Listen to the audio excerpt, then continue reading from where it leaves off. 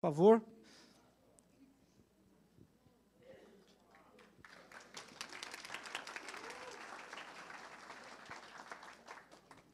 Esse passa, esse volta e esse aqui é a luz, tá? Você está nos dois telões.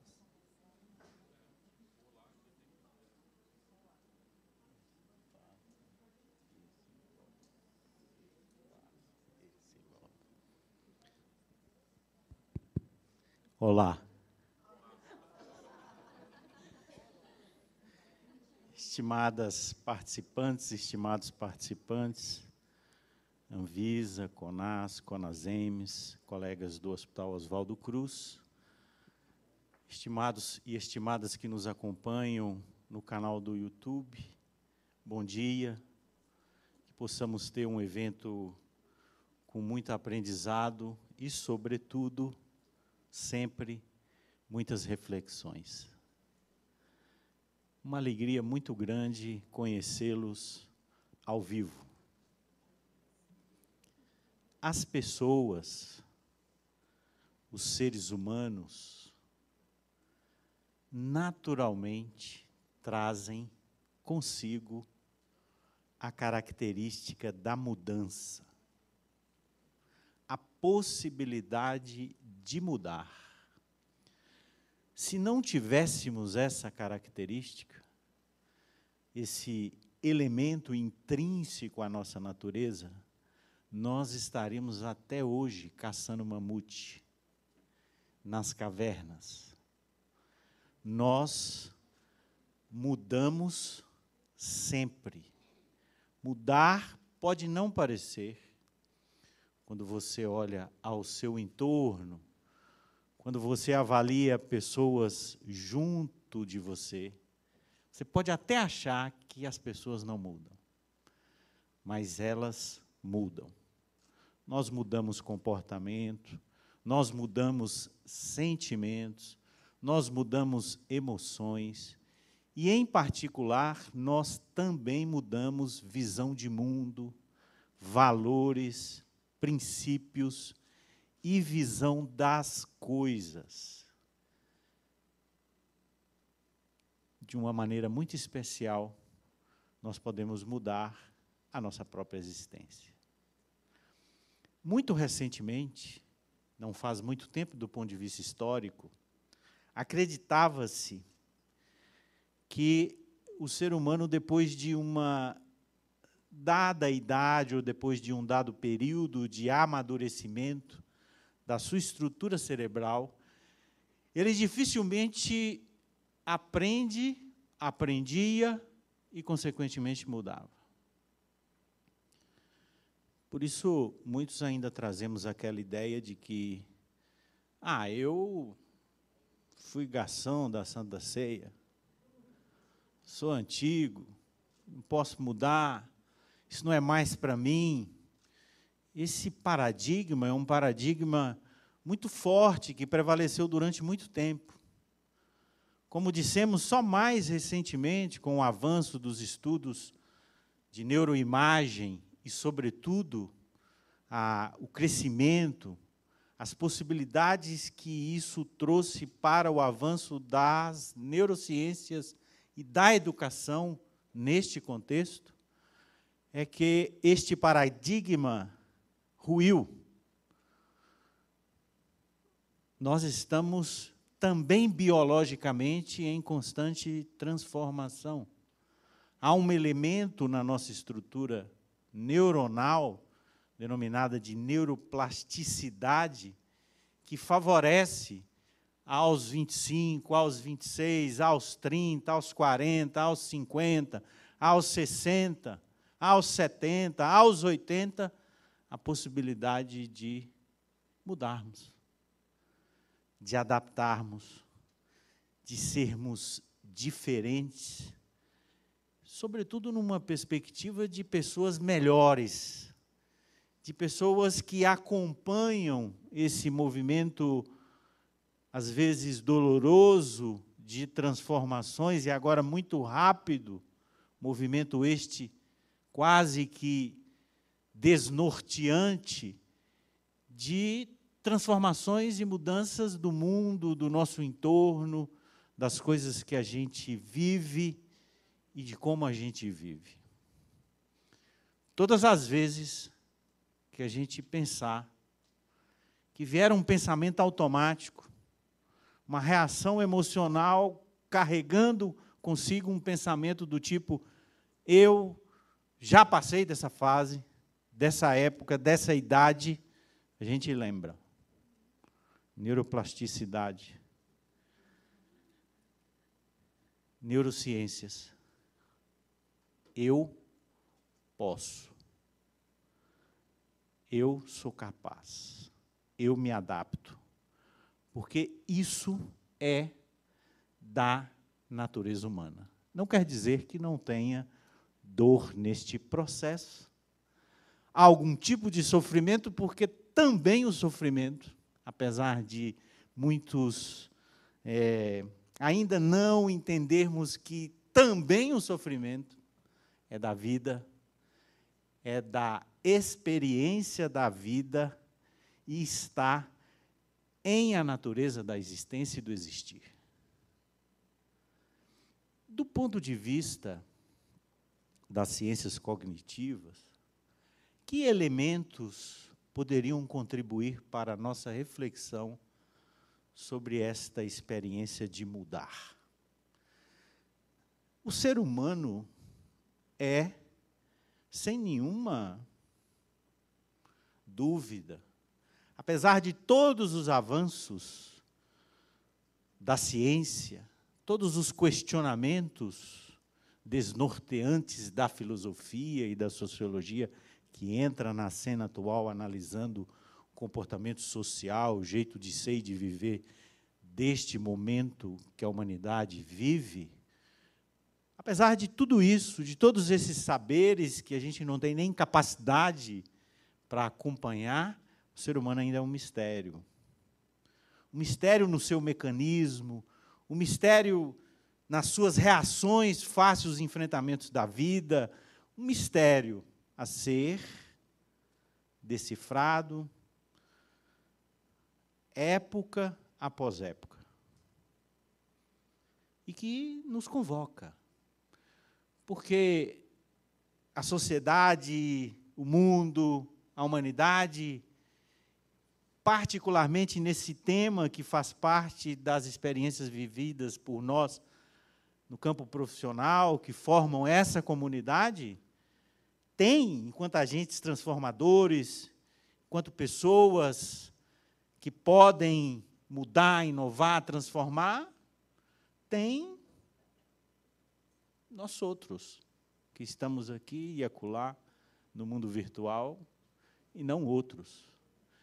Guardar essa consciência cada vez mais de sentido do que faço, e porque entrei nessa, na vigilância sanitária, como pai, como mãe, como companheiro, companheira, esposo, pessoa, trazer essa consciência em momentos tão desafiadores, onde princípios, outros que havíamos aprendido, derreteram, ruíram, e esse algo novo ainda não surgiu, numa sensação muito semelhante a alguém que, na poesia de um pensador francês, disse: a transformação, a mudança é como você abandonar a margem de um rio largo, esperançoso de alcançar a próxima margem, que é o momento novo, o estado novo, até para poder relaxar. A gente precisa sempre disso, né? A gente descongela, é provocado pela mudança, movimenta, mas depois a gente precisa de um tempinho para assentar, para congelar, para paralisar um pouco naquele novo estado, e parece que o que a gente não tem no momento é esse tempo. Porque a gente abandonou a sociedade humana, cada um de nós, de alguma forma, abandonamos a margem dos valores, dos princípios, do estilo de vida em que estávamos habituados e nos lançamos num rio caudaloso de transformações, de correnteza, de buracos, de pedras, olhando sempre o amanhã, o amanhã, o amanhã, e a gente olha tanto o amanhã que o transtorno de ansiedade virou uma pandemia. Mas a gente ainda está no meio do rio, essa sociedade não chegou ainda, esse tempo novo, é vislumbre, e no meio do rio tudo pode acontecer. A instabilidade é da natureza do meio do rio. Então devemos também nos acostumar de alguma maneira com o balanço do barco e seguirmos remando. Nessa perspectiva de ainda coisas a descobrir no ser humano, a questão que nós trazemos, com o apoio de alguns parcos conhecimentos da ciência cognitiva, é porque é tão difícil mudar o que habitualmente fazemos, e acrescentando a contribuição da minha estimada colega Vilma, né, porque é tão difícil mudar habitualmente aquilo que a gente nunca fez. Que é o segundo título das nossas ideias de hoje. Voltamos ao tempo do pensamento filosófico antigo, rico, do helenismo, do estoicismo, para destacar o pensamento de um filósofo estoico, que foi o Epíteto. Esse é guru. Esse não. Olha só o que a escola estoica ensinava na Grécia Antiga. Não são as coisas que inquietam os homens. O fenômeno em si que está fora de nós. O fato que se deslumbra à nossa frente, a pessoa, o encontro, o que está fora de nós, necessariamente não é a questão ou o problema, mas, sobretudo,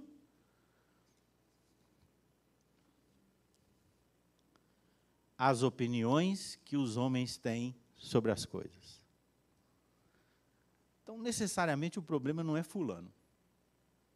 Porque fulano é o que ele é. O problema pode ser a opinião que eu tenho de fulano. Necessariamente, o problema não é a doença que eu enfrento, mas a opinião que eu tenho sobre a doença que eu enfrento. O problema, necessariamente, não é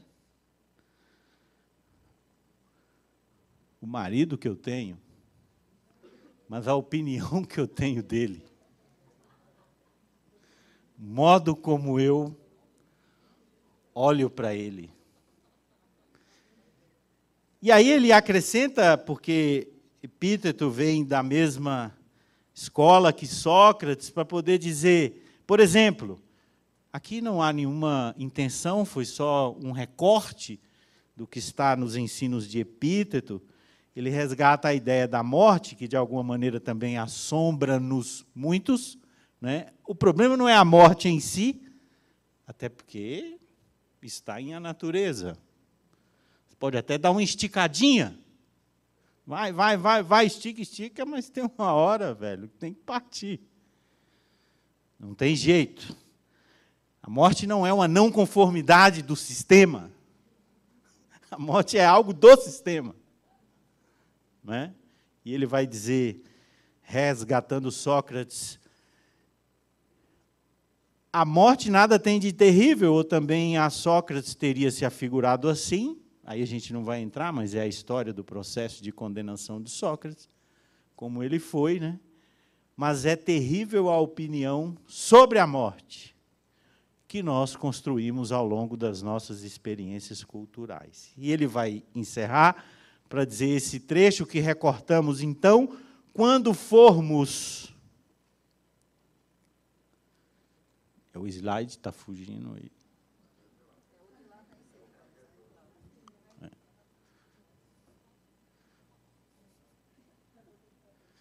O problema não é o fato em si, mas o modo como a gente vê o fato. Né?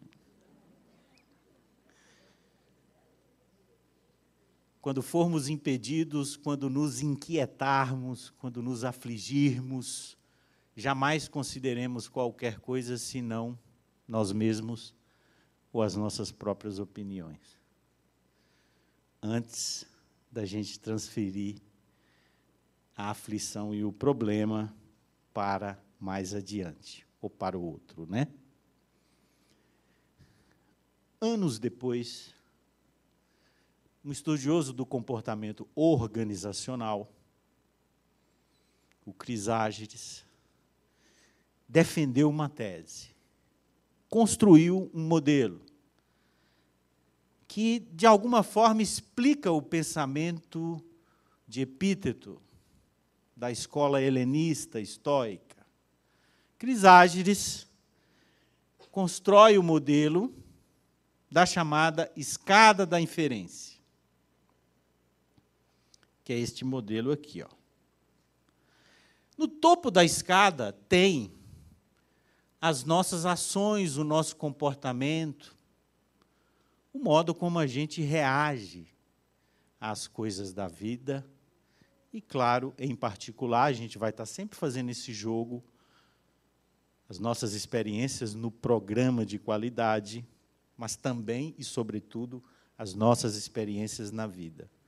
Porque se há uma coisa que nós podemos guardar com muita segurança e com muita certeza, nós não somos, no ambiente de trabalho, alguém diferente do que a gente é na vida.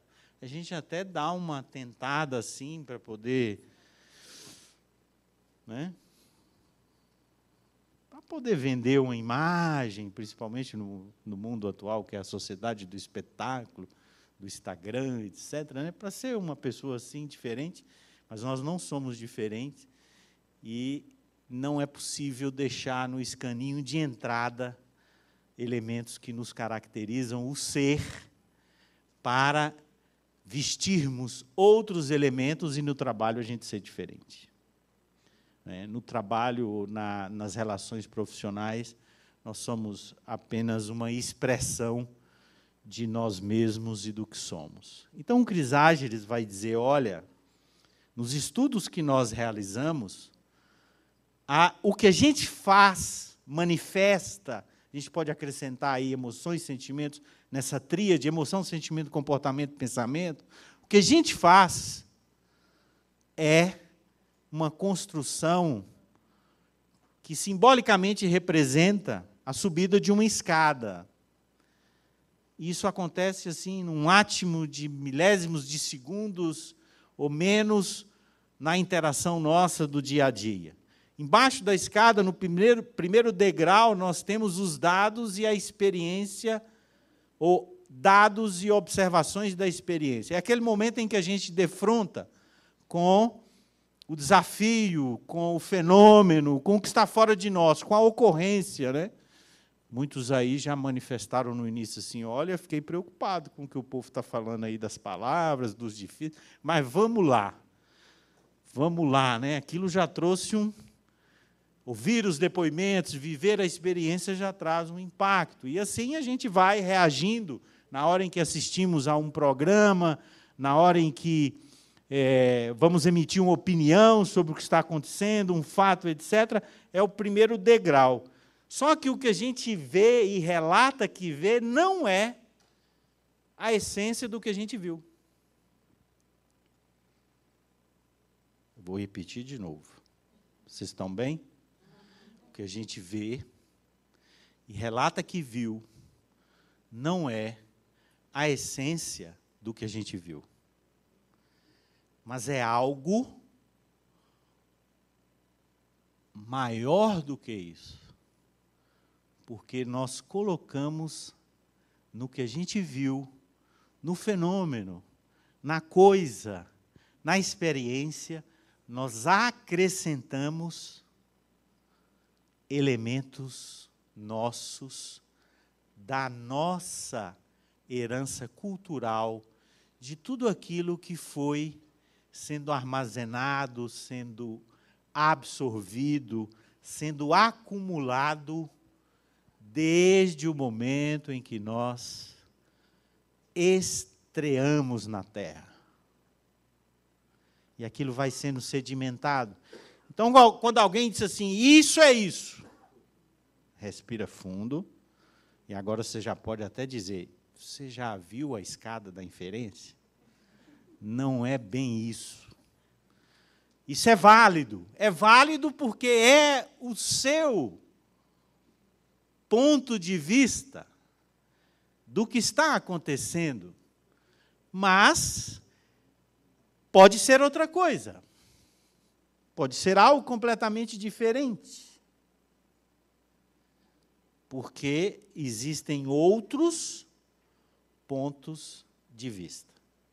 Mas como pessoas, como seres gregários, nós gostamos muito de nos unir ao lado daqueles que têm o mesmo ponto de vista que eu tenho. Isso nos atrai. Ao passo que o diferente nos repele. Então, nós nos unimos em grupos, em times, em clubes, em gangues, em famílias que se aproximam da mesma construção que eu fiz desta escada da inferência. A gente vai subindo diante do fato, do fenômeno em si, selecionando dados que são interessantes para a gente observar. Por isso que quando a gente descreve um fenômeno fora de nós, quase sempre a gente descreve aquilo que nos chamou a atenção, e não exatamente o fenômeno. Poderíamos fazer até um exercício aqui rápido, colocando a imagem de uma pessoa triste na tela. E perguntaríamos assim, o que você está vendo? E a pessoa diz assim, alguém deprimido. Aí outro diz assim, alguém que quebrou. Aí outro diz assim, alguém que acabou de perder um ente querido. Agora assim, alguém que olhou a pesquisa eleitoral. E daí a gente vai construindo em cima de algo que é simplesmente uma foto na tela de uma pessoa. Talvez de tal idade, mas habitualmente a nossa expressão do fenômeno é, na verdade, a seleção de dados deste fenômeno que automaticamente ocorreu por conta dos sentidos culturais e pessoais que eu acrescentei ao fenômeno, que eu acrescentei a ele, dos pressupostos e das conclusões que a gente tem, que vão estar alinhados com aquilo que a gente chama de crenças construídas, são muitas, não é? Crenças que são consolidações das experiências que a gente vive, para a gente poder dizer, isso é isso. Isso é assim. Isso é assado. Né?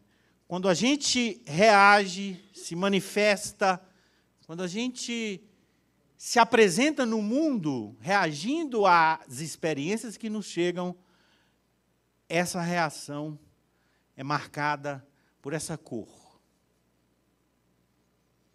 E na maioria de nós, isso acontece automática e inconscientemente. Por que não temos, no nosso processo educacional, o hábito de pensar sobre por que nós pensamos ou somos do jeito que somos? É bacana dizer, eu sou assim.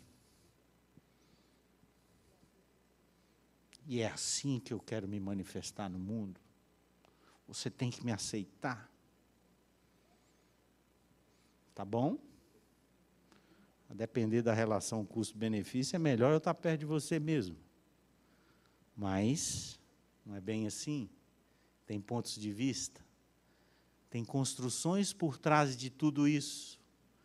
E quando nós adquirimos o hábito, inclusive nos processos de aprendizado, de pensar no porquê nós pensamos o que pensamos, nós começamos a adquirir uma habilidade inclusive de reflexos terapêuticos, que é a habilidade de ser observador de si mesmo.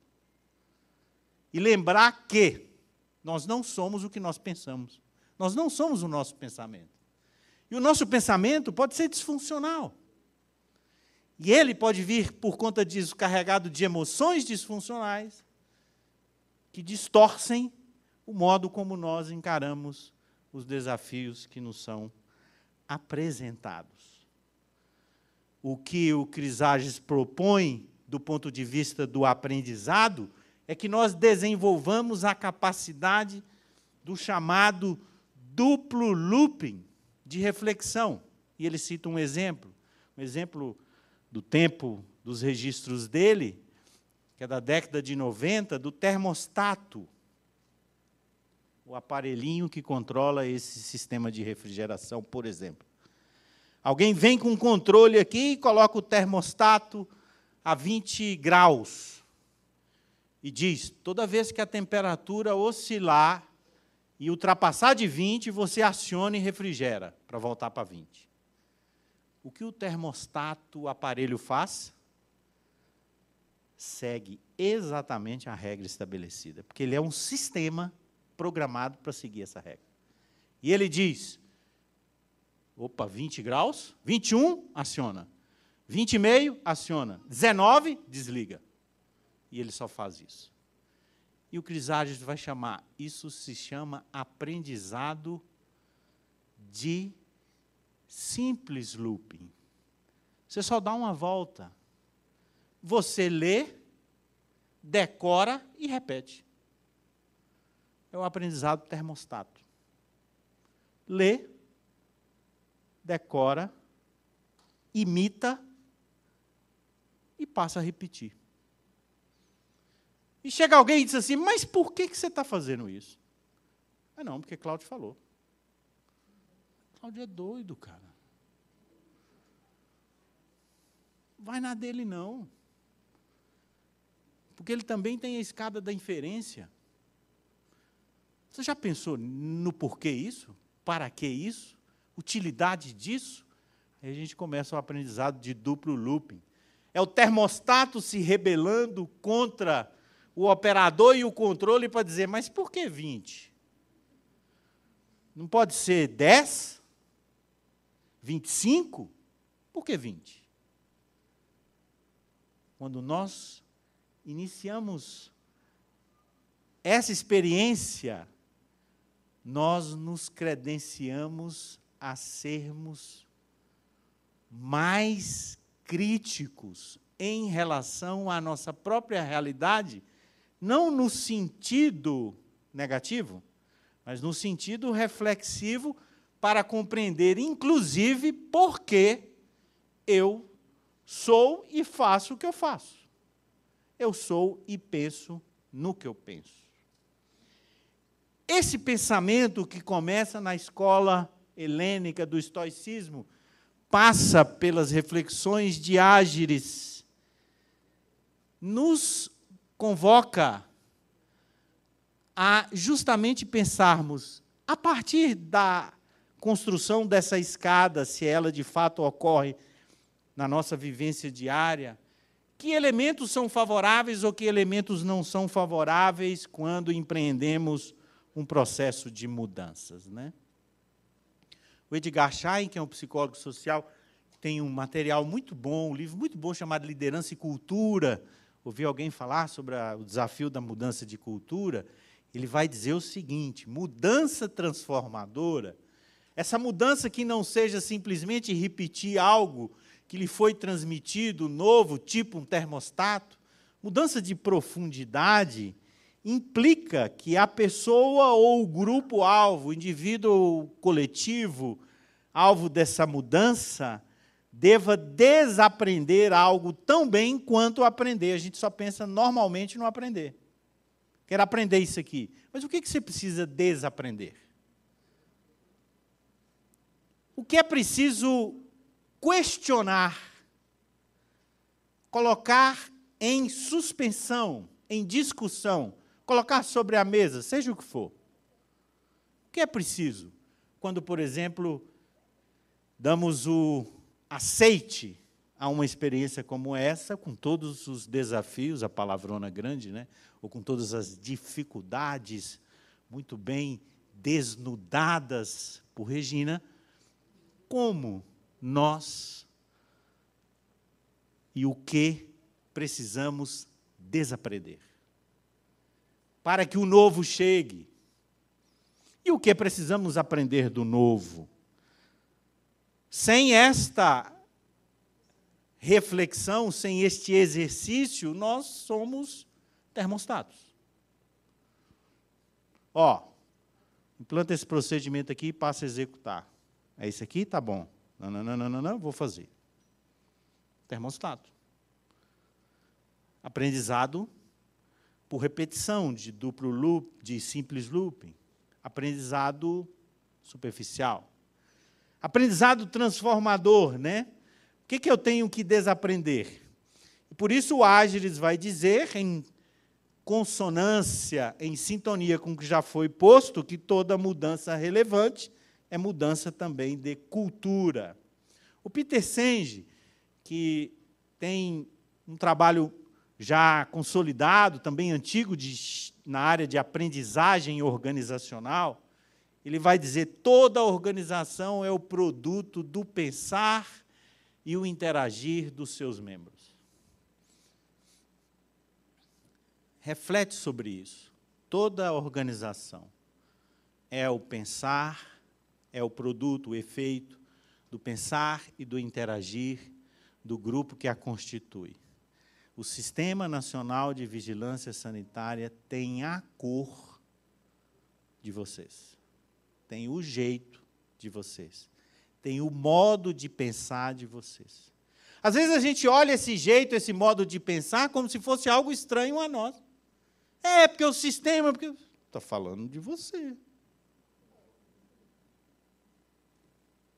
É, porque minha unidade, porque isso, porque aquilo. Porque o povo brasileiro... É, de você, povo brasileiro. Não, mas eu não nasci aqui. Mas está aqui por quê? Porque gostou. Não, mas é porque eu não tive opção. Tá, então vai, muda. Está aí, gostou, casou, trouxe o cobertor, agora é um de nós. Jeito de ser, jeito de pensar. Uma ideia poderosa, significativa, é pensar que aprimorar as capacidades organizacionais, aprimorar o jeito de fazer das organizações, significa fundamentalmente, melhorar a forma como seus membros pensam e interagem.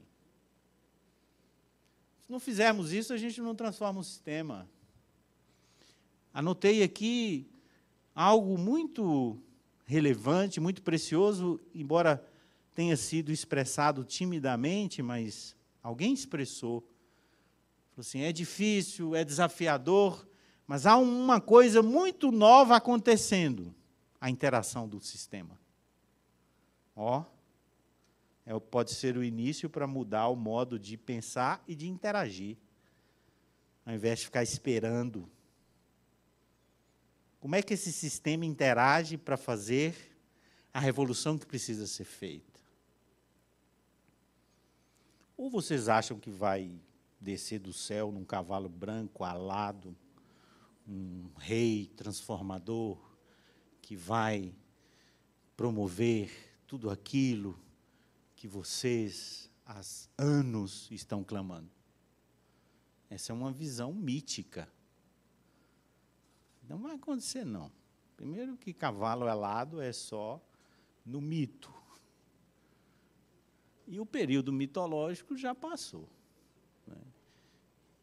E, por conta disso, às vezes a gente até erra em determinados posicionamentos, porque a gente espera o cavalo alado e vem um cachorro pitbull, que morde, Então, as transformações, as mudanças relevantes acontecem no núcleo, no centro do próprio grupo que deseja mudar. Da mesma forma que mudanças relevantes, pessoais e individuais, elas não ocorrem de fora, do outro,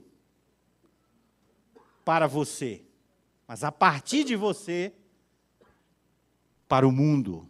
Claro que você pode pensar assim, bom, mas foi justamente a experiência com fulano que me fez, foi o gatilho, que detonou a transformação, mas a transformação, a evolução, a erupção é de dentro para fora do indivíduo e de dentro para fora do núcleo coletivo, da sociedade, do grupo que almeja a transformação e a mudança. 2 pesquisadores americanos fizeram um largo estudo transcultural, vale dizer, em diferentes culturas e grupos sociais, sobre mecanismos que dificultam ou favorecem esta erupção de dentro para fora, essa transformação, essa mudança individual ou coletiva, e eles publicaram esse trabalho, nesse livro, Imunidade a Mudanças, propondo um modelo um mecanismo que influencia nossos propósitos de sermos diferentes. Alguns pontos desses autores. Primeiro, resistir a mudanças é um processo natural. Uma coisa que a gente precisa incorporar. A gente não pode ver a resistência a mudanças como uma não conformidade. Ah, mas o grupo todo lá é resistente, Cláudio. Que bom. Você deu sorte de todos os resistentes da humanidade estarem lá, passados no mesmo concurso que você foi para lá. Ótimo. Não é? Em todo lugar tem. Você também é. Faz parte de você. Pode não ser para essa mudança em específico, mas é para outras. Né? Falar dos resistentes a mudanças é falar de nós mesmos. Por quê? Porque resistir a mudanças é bom. Imagina se a gente fosse do tipo sem resistência a mudanças.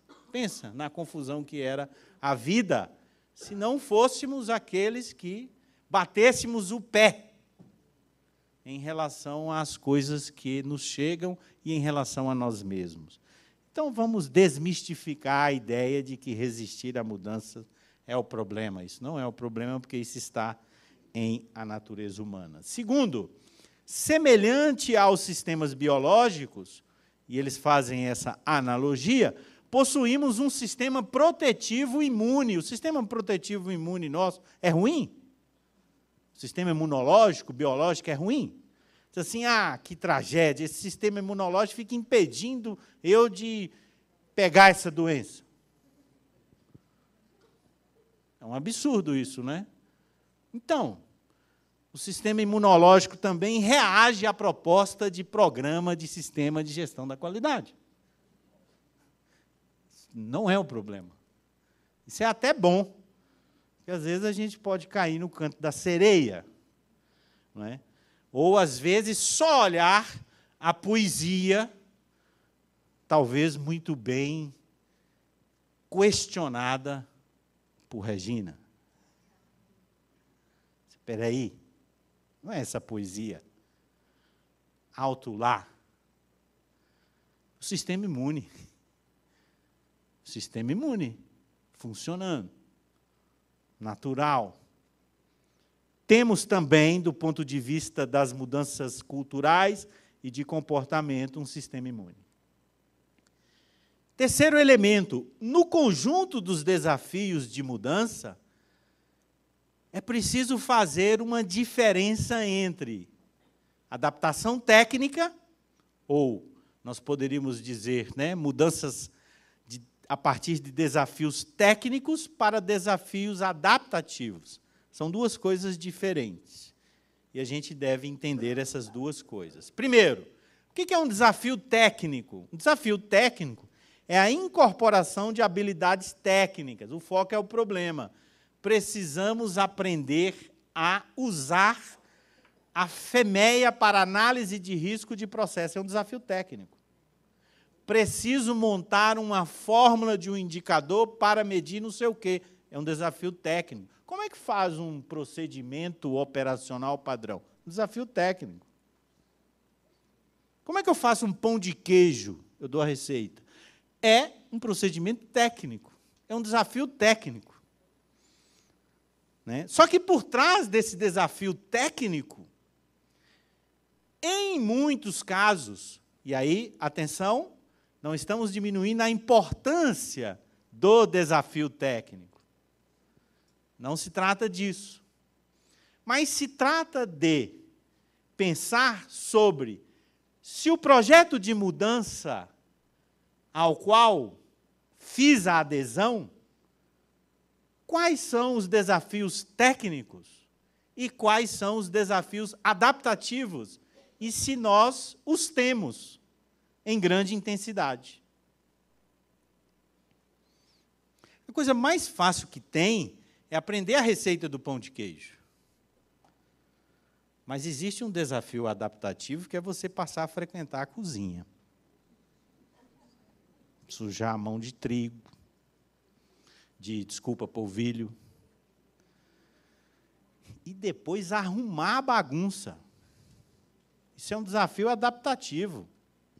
Porque, às vezes, a cozinha é a área da sua casa menos frequentada. A mais frequentada é o telefone celular, onde você aciona uma das maiores invenções da humanidade para as famílias, o iFood. Chama, vem e resolve. Você fala, sua casa tem cozinha? O que é isso? É a mesma coisa que perguntar para um mais novo sobre bidê. Você conhece um bidê? Seu banheiro tem bidê? Tem alguém que tem casa com banheiro que tem bidê? Você não sabe nem o que é isso, né? Bi o quê? É francês? Bidê. Francês? Não é francês. Então, a mesma coisa daqui a uns tempos, você pergunta, tem cozinha na sua casa? Não sei, não tem cozinha. Então, gente, desafio técnico. Desafio técnico é a apropriação de conhecimento e de habilidades. O nosso sistema, o nosso projeto, a nossa proposta é muito rica de desafios técnicos, ou não, porque alguém disse, citou, olha, programa de qualidade já é a 10ª vez que a gente tenta. O sistema imune está bem ativo aí, hein? Mas eu preciso saber o que é uma fofa. Faz a fofa, o que é uma fofa? Você está me chamando de fofa? Não. Aí fala mais bonito, né? Uma matriz SWOT. Faz uma matriz SWOT, né, para análise de cenário, desafio técnico. Desafio técnico, a apropriação de habilidade, a apropriação de conceito, a apropriação de conteúdo. Mas muitos projetos de mudança, ou muitas intenções de mudança, muitas ideias de mudança, trazem também, colado no desafio técnico, o que os autores chamam de desafio adaptativo. O que é um desafio adaptativo? Eles só podem ser superados com a transformação do modelo mental. Eles só podem ser vencidos se a gente olhar para a escada da inferência. Eles só serão conquistados se nós lembrarmos de Epíteto para poder constatar que, independente do fenômeno, é fundamental a opinião que nós temos sobre o fenômeno. E que essa opinião, ela perpassa aquilo que a gente vai chamar de jeito de ser e de se posicionar em face à proposta de mudança. E isso é tão natural e, ao mesmo tempo, tão forte, que o que eu estou falando não é necessariamente o que vocês estão ouvindo. Nem aqui, nem no mundo virtual. O que vocês estão ouvindo é o mecanismo da escada da inferência agindo rapidamente, agregando ao que eu estou falando convicções, emoções, crenças, regras, ideias automáticas, visão de mundo, experiência vivida, e que vai sair no final uma opinião, que já saiu um tanto aí, e eu estou vendo.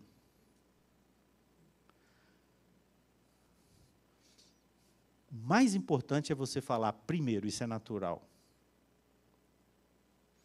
Segundo, posso lançar luzes sobre a construção dessa inferência e dessa opinião antes de eu reagir? Pode, deve, é bom. Ou reage também. Reage, chuta a canela, levanta e vai comer pão de queijo. Também é natural. Mas o grande problema nos projetos de mudança profunda são os desafios adaptativos. E o maior erro que nós cometemos é nós confundirmos desafios adaptativos com desafios técnicos. E buscar usar meios técnicos para enfrentar necessidades adaptativas de mudança. Gente, mas vocês não estão fazendo isso. Estuda. Lê aqui. É porque você não estudou. Às vezes estudou, sabe falar o conceito, mas o problema é o problema adaptativo que está em jogo. Não é? Um caso clássico, um projeto de mudança que atrai bastante a sociedade atual, emagrecer, ficar fitness. Né? Então você fala, vou emagrecer. Desafio técnico, corra atrás de uma receita de emagrecimento. Faz isso, toma isso, bebe aquilo, corre isso, pula aquilo, estica aquilo, frouxa aquilo, outro, né? Adere a uma receita. E solta aquela meta clássica. Amanhã eu começo. Segunda-feira é melhor, né?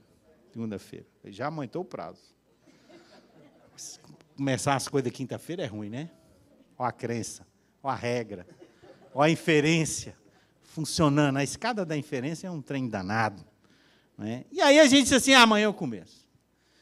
Como você vai fazer? Você fala, isso, já fiz, fui no endócrino, assim, fiz isso, fiz aquilo, tem a receita, minha colega fez, funcionou, meu colega fez, deu certo, o bicho está dessa finurinha.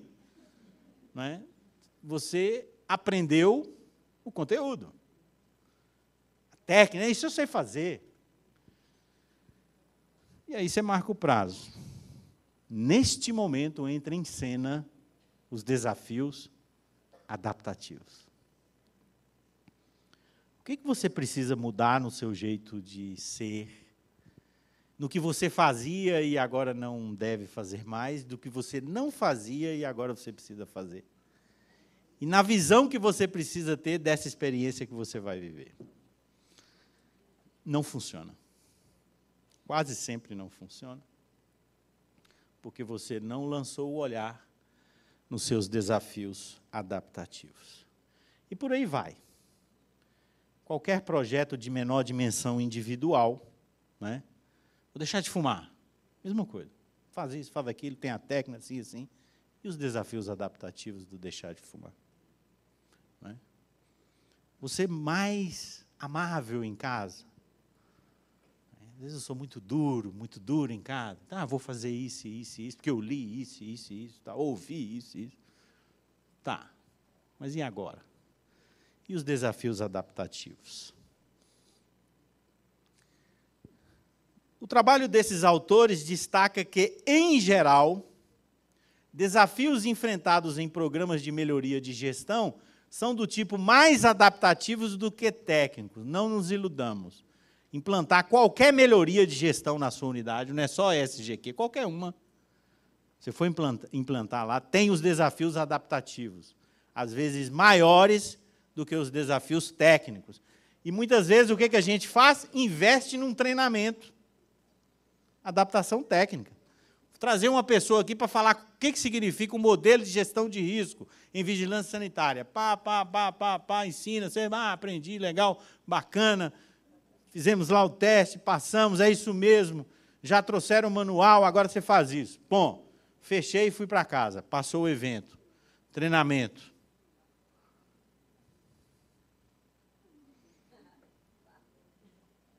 Botei em cima da mesa. Para mostrar que eu fui no treinamento, né? Tem que deixar em cima da mesa, falar um pouco no café. Tal. Uma semana depois, ele foi para onde? Para a gaveta. Aí você lembra, eu tenho um material legal aqui, gaveta. Mas todo final de ano a gente revisa as gavetas. E ele vai para onde? O arquivo falecido. O famoso arquivo morto, né? E aquilo é uma vaga lembrança de uma ótima experiência, sobretudo marcada pelos pães de queijo. Mas por que a gente não enfrentou isso? Por causa do sistema imune, dos desafios adaptativos. Em geral, nosso sistema imune contribui para a manutenção dos compromissos estabelecidos com as nossas grandes suposições. Registre isso aqui, ó. A escada da inferência, os nossos pressupostos, as opiniões que nós temos e que muitas vezes não expressamos nem para nós mesmos sobre o que está sendo proposto. E aí, estes pressupostos formam a base do nosso sistema imune, porque estão consolidados em nossa mente ao longo do tempo, ao longo da nossa própria experiência em vigilância sanitária, por exemplo, ou ao longo da nossa experiência como pessoas, como pais, como mães, como integrantes da sociedade. Em geral, não temos consciência dessas grandes suposições. Elas simplesmente se manifestam no comportamento. Porque como nós não temos o hábito de pensar por que a gente pensa o que a gente pensa, ou de colocar em reflexão, ou em revista, em análise, porque eu acho que o mundo é o que ele é, porque eu defino as pessoas como eu defino, porque eu penso o que eu penso, porque eu sou o que eu sou. Então, esse sistema está consolidado em nós e funciona automaticamente com um baixo nível de consciência do seu próprio funcionamento, da sua existência. Mas ele influencia o nosso comportamento. Não raro as coisas que queremos fazer e não conseguimos estão em dissonância. Há uma luta direta entre estas suposições básicas. Há uma luta direta sobre o que você de fato pensa e acredita sobre emagrecer com a sua proposta de emagrecer. Há uma luta grande, árdua, entre a sua vontade de implantar sistema de qualidade e aquilo que você efetivamente pensa sobre implantar sistema de qualidade na vigilância sanitária.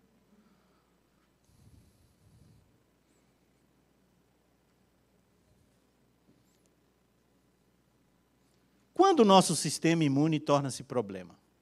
Porque eu já adiantei que ele não é o problema. Ainda bem que a gente tem sistema imune. Né? Então, é importante a gente sair daqui e olhar com bons olhos os resistentes à mudança. Eles são gente boa. No mínimo, eles nos provocam a pensar.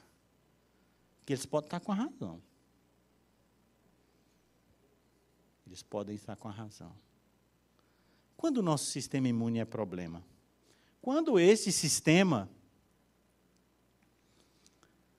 atua no sentido de impedir as transformações, especialmente quando estas transformações exigem mais adaptação do que habilidade técnica.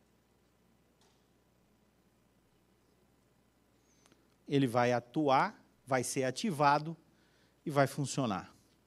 E vai se tornar um obstáculo. Quando mudanças que exigem adaptação do nosso sistema de crenças e pressupostos básicos, é fundamental para o sucesso do projeto.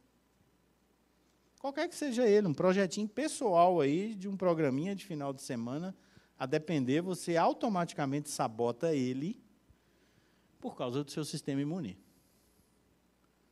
Porque ele confronta com estes elementos que você, ao longo da sua história na vida, construiu. E que não são, vou repetir de novo, de tudo negativo, ou de todo negativo. Também quando o sistema, paradoxalmente, para a manutenção e proteção do estado atual, passa a ser um obstáculo aos novos comportamentos. É para te proteger. Só que essa proteção te segura na situação que você não quer mais ficar. Ou no jeito de ser, ou no estado atual que você não quer mais participar, né? Vamos imaginar que vocês caíram na minha conversa. Alguma coisa dela. E aí aquela pessoa assim, tá bom, Cláudio, eu sou muito prático, como é que a gente faz para poder saber um pouquinho isso? Dá uma olhadinha debaixo da lona, o que está acontecendo no palco do circo de minha própria realidade íntima. Como é que eu faço, né? E os autores propõem um método para você conhecer algumas coisas do seu sistema imune e tomar a decisão se você quer ou não enfrentar estes pressupostos. No enfrentamento, quero usar essa palavra, não no sentido de partir para cima dos pressupostos, né? Mas de conhecê-los e falar assim, vou testá-los, será? Vou dar uma chance para a nova proposta, vou verificar se eles são realmente válidos, porque talvez eles foram válidos em outra época, eles têm um nível de validade, de importância, mas pode não ser agora. Então, a ideia não é partir para cima do nosso sistema imune, mas nos conhecermos, identificando aquilo que pode impedir a adaptação, aquilo que pode impedir a consolidação do novo projeto. E é isso que a gente passa a apresentar. Os autores propõem um exercício que pode ser feito numa tabela, num papel A4. Claro que nós estamos num esforço de simplificação dessa experiência, né? Mas acompanhe a construção desta tabela. Na primeira coluna, nós colocamos os nossos propósitos, o nosso objetivo. Aquilo que nós consideramos ser o comportamento que a gente quer ter, o projeto que a gente quer implantar, individual ou coletivamente, não tem importância aí, eu posso aplicar o método para o indivíduo ou para o grupo, né? Então, na primeira coluna, nós colocamos aquilo que a gente quer alcançar. A meta de melhoria. Pode ser uma coisa simples, assim, do tipo, e aí talvez vocês tenham boa repercussão na família sobre a experiência aqui hoje e amanhã, né? De repente, você chega em casa e fala assim, meu bem, eu serei mais amável com você. Imagina? Você, marido, chega em casa com essa ideia, o cara vai falar, o que é que deram para vocês lá no curso? Né? O que foi que aconteceu? Né? Eu achei muito interessante essa voz que ecoou do grupo e que falou assim, traiu. Sabe por quê? É um pressuposto, é o sistema imune, é crenças, é regras. Se vem com nananã para cima de mim, é porque tu fez alguma coisa. Está muito com conversa mole, não é? Isso. Aí você fala, aí você pergunta assim, vamos conversar mais sobre isso? Vamos conversar mais sobre isso? O que você acha? Não, porque todo homem é isso, vem com conversa mole e tal. Olha a escada da inferência saindo dos porões da nossa inconsciência. Para poder dizer, você é um safado, Cláudio. Ainda está apoiando o cara. Escada da inferência funcionando. É o nosso sistema imune. Muito bem, excelente. Pode continuar se manifestando, viu? Primeira coluna, nosso propósito. O O que a gente quer, de novo, de desafio? Né? O que a gente quer mudar? Faz um teste piloto individual aí. Um detalhe importante. Avalie o grau de importância desse objetivo. Numa escala de 1 a 5, precisa ser um objetivo que você considera 4 ou 5. Não adianta você pôr, eu quero ser isso. Qual a importância disso? 1. É porque você não quer, né? Então não põe aí o que você não quer. Põe aquilo que você quer realmente mudar. Individualmente, faz o teste individual. Põe uma nota de 1 a 5. Aí a gente vai para a segunda coluna. Então, você colocou onde você quer chegar. Segunda coluna. Fazer ou não fazer comportamentos que trabalham contra o objetivo. Passa a mão em meia dúzia de pães de queijo. Escolhe um cantinho aí, tem um jardim ali, uma piscina, no almoço, e registra a segunda coluna.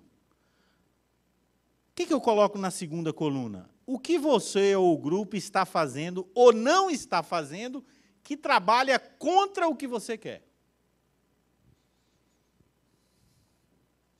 Lança luzes sobre esse comportamento. Vocês já reuniram os que estão concluindo o ciclo de aquisição de conhecimentos técnicos? Vocês só estão concluindo o ciclo de aquisição de conhecimentos técnicos. Habilidades técnicas. Como é que faz isso? Como é que interpreta o requisito? O que essa palavra quer dizer? Habilidade técnica. Concluir às 100 horas. Habilidade técnica. Tem naquele slide, olá, habilidade técnica. Né? Habilidade técnica. Só. 100 horas de habilidade técnica. Faz a segunda coluna. O que nós, na unidade, estamos fazendo e não estamos fazendo que é contra o objetivo que a gente se propõe. Tranquilos, respira. Respira fundo. Bate um papo, toma um café, põe um chá. Não é? Cláudia, a gente está com dificuldade. Chama o povo do contra para a reunião. O povo que faz piquete lá na porta, traz todo mundo. E pergunta para eles que eles vão fazer a lista rapidinho. Rapidinho. Não consegui. Chama seu inimigo. Ele faz a lista. Você é um hipócrita, você fala isso, mas não faz isso, mas não faz isso, mas não faz isso. Aí pronto, você vê que até o inimigo aqui passou a ser um anjo. Porque ele é gerador de informações que muitas vezes a gente não consegue enxergar. Fulana falou isso de você, sabia? A gente, fulano, não, respira fundo. De repente, ela está falando exatamente a segunda coluna. Segunda coluna. Lista. Na segunda coluna, a gente começou a bater na porta do sistema imune. Por quê? Porque por trás daquilo que a gente faz ou não faz, que contraria nosso projeto de mudança e de melhoria, tem a terceira coluna, que é a sala do sistema imune. O que a gente coloca na terceira coluna? Compromissos concomitantes ocultos que estão por trás deste elemento da segunda coluna. São vários. Eu quero me tornar uma pessoa amável, mais sociável. Não é? O que eu não estou fazendo? O que eu não estou fazendo? Exemplo, né? Eu não me interajo quando eu estou aborrecido, com raiva, porque se eu interagir, eu chuto a canela. Eu não gosto também de acordar, eu acordo de manhã de mau humor, não cumprimento ninguém. Né? E eu também não gosto de falar esses mimimi, eu gosto de você, você é muito bacana, eu não gosto desse trem, não. Então, lá, lista da segunda coluna, né? Mas qual é o compromisso oculto que está por trás disso? Terceira coluna.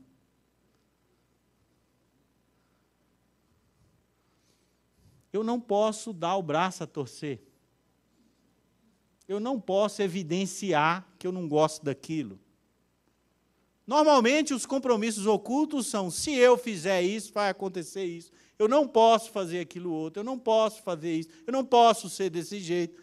Os compromissos ocultos, concomitantes, que chocam com a segunda coluna,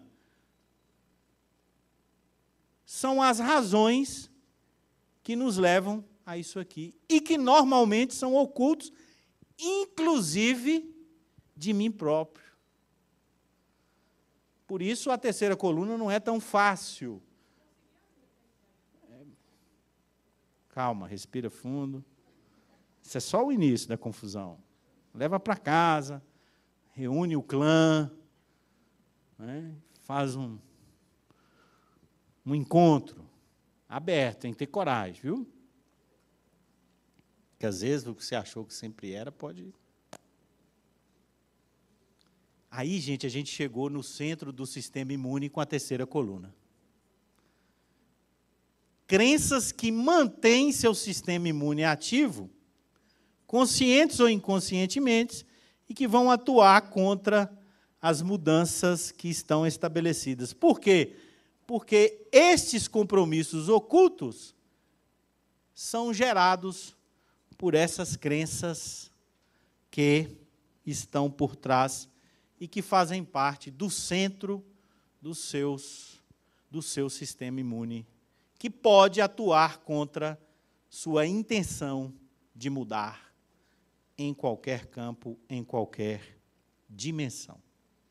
Esse mecanismo a gente vai encontrar explicado de diferentes maneiras, por diferentes autores, mas ele possui um núcleo básico, que é, por trás daquilo que a gente faz, por trás daquilo que a gente sente, por trás das emoções que se manifestam em relação às ocorrências da vida, aos fatos da vida, existe um sistema de crenças, e esse sistema de crenças determina seu jeito de se apresentar no mundo e de viver as experiências do mundo. Talvez você possa perguntar, e tem jeito de mudar sistema de crenças? Claro. Imagina se a gente não pudesse mudar nossas próprias crenças construídas, né? É o enfrentamento seguinte, se nós avançarmos na proposta de identificação do nosso sistema imune. Lembrando que o mesmo fenômeno, por exemplo, a regra simples, um projeto de emagrecimento, coisa básica, simples, de melhoria, né, de adequação do peso, por exemplo, se feito por 5 pessoas diferentes, nós teremos 5 mapas da imunidade diferentes. Por quê? Porque o fazer e o não fazer é diferente, os compromissos são diferentes e os pressupostos são diferentes. A partir desse raciocínio, numa ideia hipotética de um projeto de implantação do sistema de gestão da qualidade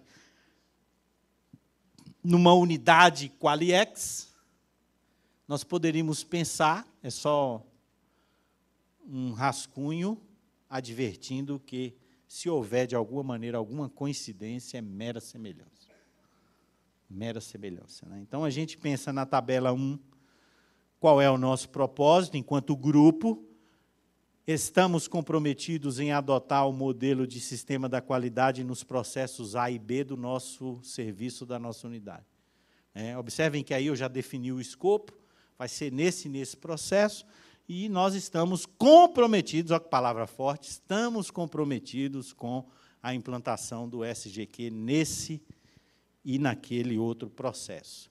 Próxima coluna, a gente deve perguntar, né, o que nós não estamos fazendo ou o que nós estamos fazendo que é contrário a este objetivo. Por exemplo, exemplo didático e hipotético, não foi extraído de nenhuma realidade. Não dedicamos tempo para a capacitação. Ora, se precisa adquirir conhecimento técnico novo e eu não tenho tempo para sentar lá, nem de jeito não, tem? Tem não. Esse é um exemplo de um comportamento que é contrário ao propósito estabelecido, né? Não implantamos novas práticas propostas pelo modelo. A gente aprendeu, adquiriu o conhecimento, fez o exercício, entregou, mas não tem tempo de colocar isso na rotina. Não implantou. Elaboramos apenas algumas pequenas melhorias, cumprindo partes das tarefas do curso. O que diz e nos pergunta a terceira coluna? Porta de entrada do sistema imune. O que está por trás em termos de compromissos ocultos? Exemplo hipotético, né? Nosso compromisso prioritário é desempenhar as rotinas atuais. Porque a gente não tem isso, não tem aquilo, não está fazendo, tem aquilo, falta isso, falta aquilo outro. Então, gente, o foco nosso é dar conta da rotina, hein? Se der, aí a gente faz o novo acrescentado. Repara bem. Não é uma crítica, é o cenário. Não precisa de defesa. É o cenário. Só que esse compromisso oculto, um compromisso verdadeiro, que pode estar presente fortemente na sua unidade, vai gerar ações de fazer e não fazer contrárias ao projeto. Só isso. E seguindo, estamos comprometidos em não causar desconforto na equipe já sobrecarregada. Imagina se eu vou chegar para o povo e pedir eles para fazer essa tarefa. Eles vão me matar. E mata mesmo. E aí? Isso trabalha, gerando as ações da coluna 2, que impacta seus propósitos, né? E a coluna 3? Os grandes pressupostos que estão por trás disso, né? Que normalmente a gente solta no café ou na hora que a equipe vai embora. Cruzou a esquina, você fala, é esse negócio. Vixe. Mas tá. Este só é mais um projeto. Isso é mais uma onda que vem de lá, daquele povo lá que não sabe da realidade, né? Vem trabalhar aqui no meu estado, vem aqui. Vem aqui para você sentir como é que é o negócio. Vim aqui e tal, falar, ir embora, fazer uma palestra, é bom, né? Vem para o meu lugar aqui. Ver como é que é. É o pressuposto, né? Isso não tem duração como outras iniciativas. Isso é a 10ª vez que a gente começa. No fundo, é mais um trabalho e mais um esforço. Isso é só fazedoria e confusão. Esta iniciativa não é para nós, os antigos. Lembra? Depois de 25 anos, ninguém aprende mais nada. O cérebro encarquilha. E aí não tem jeito da gente aprender. Ó, a neuroplasticidade. Né? Aprende sim. Mas aí é um pressuposto, né? Nós já estamos cansados. É para os mais novos. E cadê os mais novos? Não chegaram ainda, não. Depende de concurso, o povo não está com muita pressa. Então, vamos lá. Né?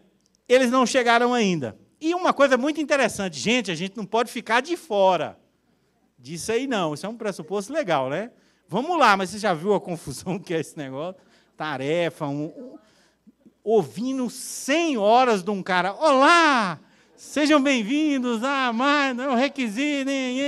Imagina que desgraça é essa. Você está lá ouvindo aquele negócio repetido. Mas você fala assim, mas a gente não pode ficar fora. Já pensou? Quem não é visto não é lembrado. A gente tem que estar nesse negócio. Ô, chefe, pelo menos tu vai lá, aparece numa reunião online, liga a câmera, diz lá, oi, fecha a câmera, segue o barco. Quando esse mecanismo todo entra em cena, e aqui a gente tem o sistema de circuito de influências, né? Porque isso aqui contraria isso aqui, e isso aqui influencia o não alcance disso, e, sobretudo, isso alimenta isso.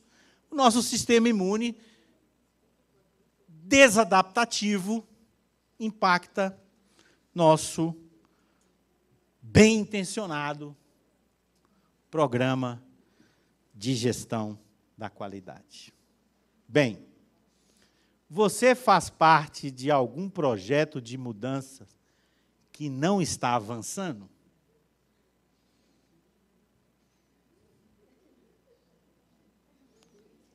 É só esse GQ não. É para dedicar seus projetinhos pessoal. Tem alguma coisa que está empacada. Pensa aí no almoço, uma volta na piscina, anda um pouquinho erraticamente pela avenida aí, pensando, né? Faça seu mapa.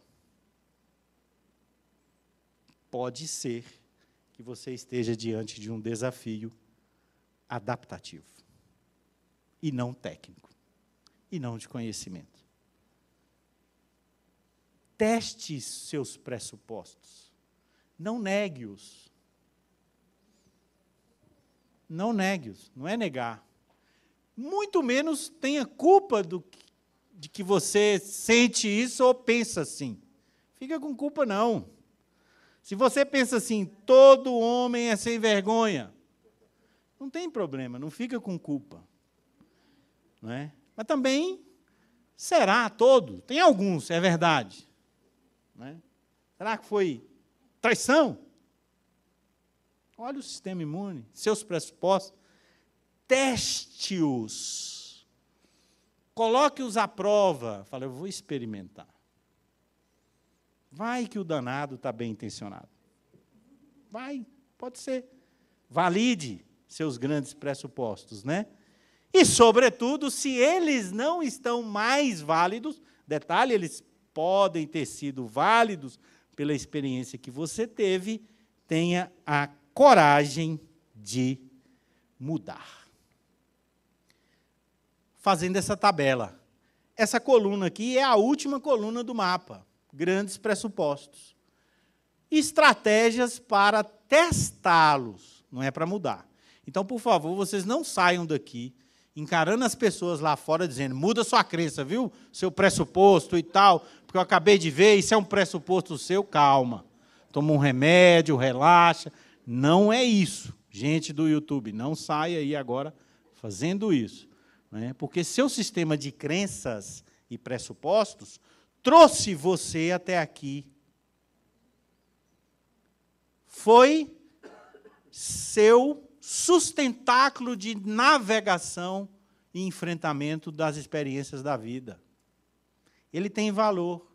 Ele já pode ter sido válido. Ele pode ser ainda muito válido. Mas aquilo que você identificar que, de alguma maneira, confronta com o seu projeto, com o projeto que faz parte do tema da nossa oficina, não negue-o. Teste. Será? Isso não traz resultado nenhum. Testa. Testa numa pequena rotina. Se dê a oportunidade de testar um novo jeito de ser e de fazer. Por isso, nós encerramos com uma exortação de outro grande filósofo estoico. Este, sim, foi um líder importante e relevante do seu tempo, Marco Aurélio, quando ele diz, se sofres por causa de algo fora de você, o exterior, não é ele que te incomoda. Anota aí, não é. O problema não é o outro. Não é ele que te incomoda, mas sim a apreciação que fazes dele. O modo como você o encara, o define, ou a experiência, o objeto, né? A eliminação imediata ou a modificação dessa apreciação cabe a ti. Se, porém, tu sofres em função de algo presente em sua disposição, qual o obstáculo que existe para você corrigir a sua opinião? O que é que te impede de mudar o seu olhar sobre o fenômeno que está fora de você? Qual é a barreira?